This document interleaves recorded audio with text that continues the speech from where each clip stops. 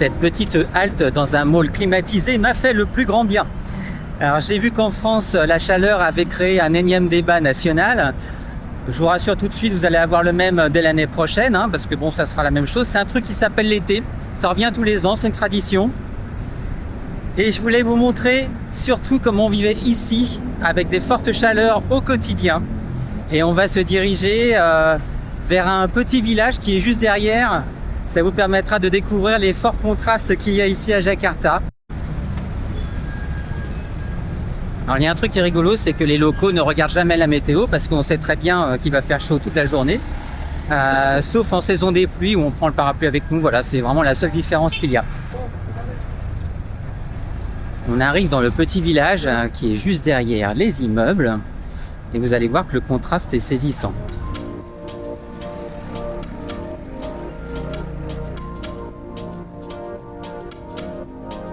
Ici en Indonésie, on dit souvent que nous n'avons que deux saisons, la chaude et la plus chaude. Et aujourd'hui, nous sommes dans la saison la plus chaude au moment où je tourne cette vidéo. Il fait environ 35 degrés. En ressenti, il fait plus, un bon 38. Le taux d'humidité n'est pas très élevé. Aujourd'hui, on est à 60%. Vous voyez la brique qui est complètement ouverte. En moyenne, tout au long de l'année, on est environ à 33-34 degrés, avec des taux d'humidité qui peuvent monter vraiment au-delà des 90%. Donc, autant vous dire que la chaleur est assez particulière. Évidemment, la climatisation, c'est pas le sujet ici, c'est une question de santé publique. Les transports en commun sont climatisés, il n'y a pas de retard dans les trains. Je pense que le métal doit se dilater de façon différente à la SNCF, sans doute, avec les feuilles d'automne en plein été, avec des gens collés sur les voies. Je sais pas comment ils font, je sais pas. Moi, c'est pas du tout la carte que l'on devra avoir. Malheureusement, c'est la carte que l'on aura demain et encore après-demain. Et ça s'arrête quand? Alors dans les petits villages comme ça, hello, toutes les maisons ne sont pas climatisées. Donc il y a des ouvertures aux portes et aux fenêtres pour laisser circuler l'air. Donc les infrastructures en Indonésie sont toutes climatisées, et bien sûr les hôpitaux. Ça paraît tellement normal, mais ça fait encore débat, paraît-il, en France. C'est complètement hallucinant. Vous voyez les maisons des villages, il y a des ouvertures en haut des portes et des fenêtres pour que l'air circule. C'est l'inverse de l'Europe où on essaye de garder la chaleur. Ici, ils font tout pour l'évacuer. Alors je vous montre cette petite rue parce que c'est quand même sympa et rare à Jakarta d'avoir des endroits relativement calmes, sans trop de circulation. Donc c'est le contraste qu'il y a avec les buildings juste derrière, vous voyez, et ces petits villages avec ces commerces familiaux. Les gens s'adaptent. Ici, la plupart possèdent des commerces donc familiaux, donc ils sont un petit peu libres de s'organiser comme ils le souhaitent. C'est pas rare de voir les gens faire une sieste assis sur une chaise entre deux clients. Ça pose problème à personne. Les gens ont un rythme différent. Quand ils le peuvent, ils s'adaptent tout simplement à leur climat et ils marchent lentement aussi. Voilà, c'est normal. La chaleur, c'est quand même, il faut avoir un bon cardio.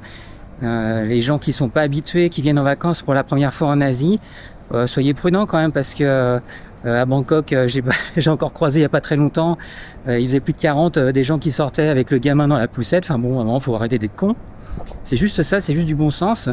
J'en profite pour saluer mes amis à Bangkok parce que là, ils ont dépassé les 50 degrés. C'est quand même une autre limonade.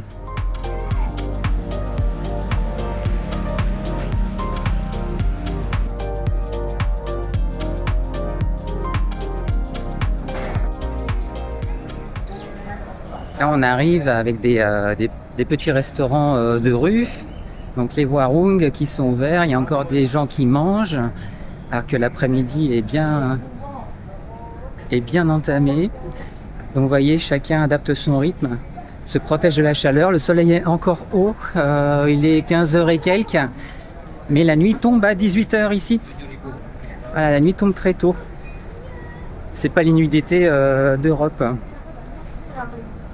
Et les Indonésiens s'hydratent beaucoup naturellement parce que c'est un pays de café déjà, donc ils boivent beaucoup de café glacé. du thé bien sûr, plein de boissons à base de fruits. Donc pour eux, l'hydratation, c'est un faux sujet. Ils le font naturellement. Hello. Et, et à toute heure, voilà. Donc il n'y a pas besoin de prévention en particulier. Ils deal avec la chaleur, hello, tous les jours. Un gamin qui me fait salut. Bon, alors je vis ici depuis longtemps, mais vous voyez, je suis pas encore complètement considéré comme un Indonésien. Déjà parce que hello, je dois être blanc, hein, plus blanc que nature. Je transpire encore, vous voyez, malgré mes années passées ici. Alors, au sujet du bronzage, en Asie, c'est pas du tout les mêmes référents qu'en Occident. Quand vous avez une peau foncée, ça veut dire que vous vivez dans les terres. Hein, voilà, vous avez une relation avec la terre. Donc plutôt défavorisés. Bon, c'est vraiment des idées reçues à la con qui sont vraiment tenaces. C'est encore plus fort en Thaïlande.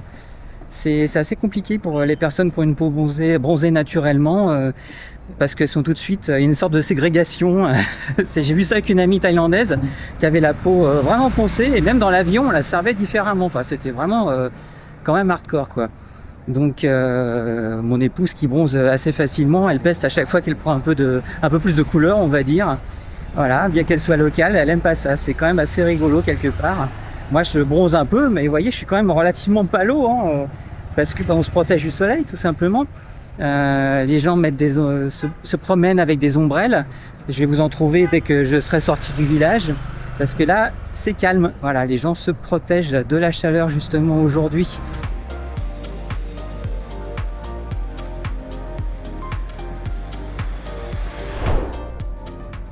Vous voyez que même dans les warung, les ventilateurs sont actifs. Ça fait toujours du bien, même si ça brasse de l'air chaud. Puis ça consomme peu d'électricité.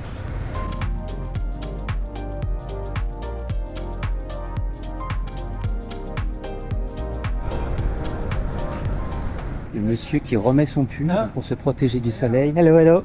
Yeah. It's from the heat, and protect yourself. I'm talking about that.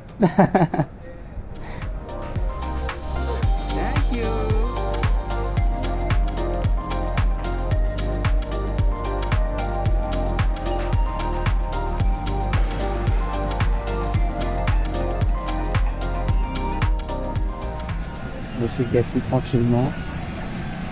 Alors là, j'aime mieux vous dire qu'avec l'huile, il fait une chaleur terrible. Vous imaginez les conditions de travail. Hello, hello. You're okay with the heat? So hot today. Huh? Later. I can see.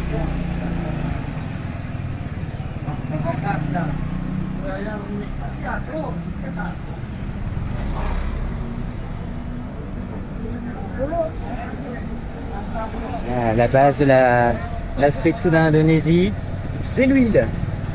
Et là, il fait une chaleur terrible derrière ces petites chariotes. Vous voyez? Les gens qui s'hydratent normalement.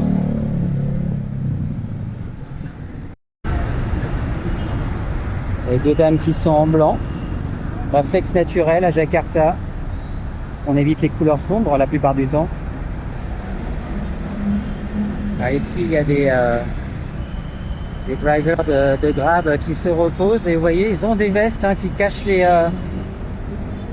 leurs bras. Petite pause. Les gens s'organisent. Tout à l'heure, j'ai pas eu le temps de le filmer, mais il y avait même un type qui portait un blouson en cuir sur son scooter.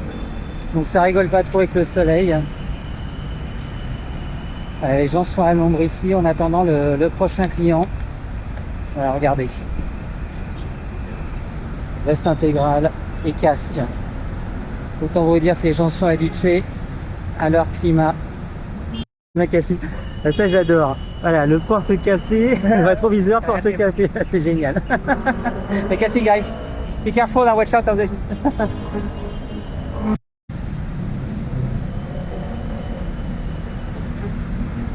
Vous voyez, s'il se repose, c'est qu'il y a une bonne raison. Hello. Hello, hello.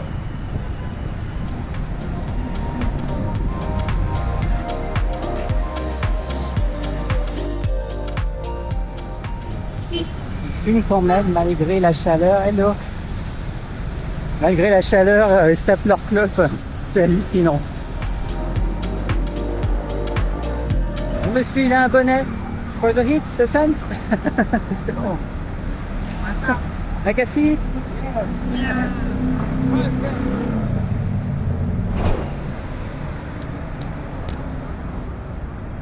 Contrairement à d'autres pays, ici, les gens adorent se faire filmer, adorent se faire photographier. Et ils sont très demandeurs. Des fois, ils se mettent devant ma caméra, devant mon appareil photo, juste pour faire un signe. Ça change de certains pays ou certaines villes. Suivez mon regard, où les gens sont complètement parano. Vous voyez, il y a une certaine harmonie avec l'environnement et leur vie tous les jours. Ils se laissent porter par les petites choses. C'est vraiment agréable et c'est ce que j'apprécie aussi depuis que je vis en Indonésie. Alors, il y en a qui le savent peut-être, hein, qui ont suivi mon parcours depuis longtemps, mais j'ai vécu au Canada aussi. Donc je fais le grand écart, hein, parce que je me suis gelé le cul là-bas. Donc j'ai préféré arrêter pour assurer mes arrières, comme on dit, et vivre dans un pays chaud ici. Et voilà, donc le climat est, il est ce qu'il est au final. On s'adapte. C'est toujours une question de bon sens. On fait pas n'importe quoi aux heures les plus chaudes. On va pas aller faire son jogging en plein soleil. Et puis le rythme est différent. Comme je vous l'ai dit, les gens s'adaptent. Alors déjà la nuit tombe tôt à 18h, comme je vous l'avais précisé. Ce qui change pas mal de choses. Pour les activités aussi. Vous voyez la dame avec la ombrelle qui se protège de la chaleur. Tout le monde prend ça au sérieux ici. Je suis en train de rejoindre le MRT, le métro de Jakarta, sur lequel j'ai fait une vidéo complète sur la chaîne. Je vous invite vivement à le découvrir. C'est un métro assez fascinant. Avec tout ça, j'ai oublié de déjeuner. Alors, je commence vraiment à avoir la dalle. Et vous savez ce que je vais faire? Je vais me taper un bon sandwich au saucisson. Et oui, un sandwich au saucisson dans le plus grand pays musulman au monde.